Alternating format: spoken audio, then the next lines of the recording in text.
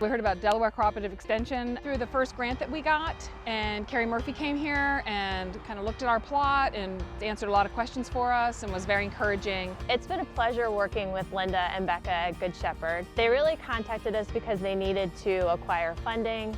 They needed to get connected to resources. We began this garden as a project to become more outside of our building, to be in the community and serving the community's needs, not serving our needs. In 2016, the food pantry that we support, the fresh produce had dried up, and so they asked each church to plant a strip for the food pantry. So when we first started, we were just, oh, let's build a garden.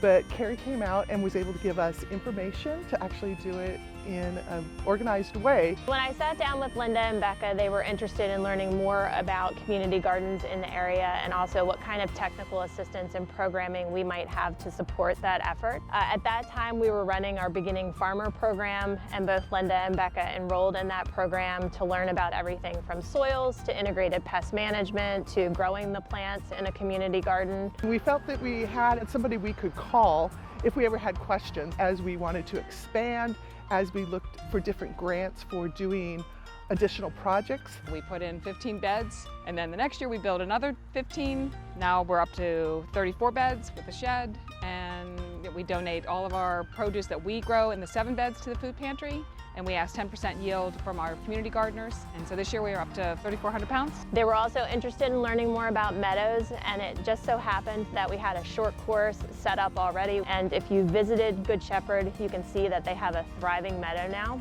Becca and I are in the Master Gardener Trainee Program this year. Now we actually feel we have some education behind it. We're looking forward to putting what we're learning in class to use in the garden next year. We're excited to accept them into the program, and that is a 3-month training program where we train Master Gardeners to become good volunteer educators and to work in the community with us.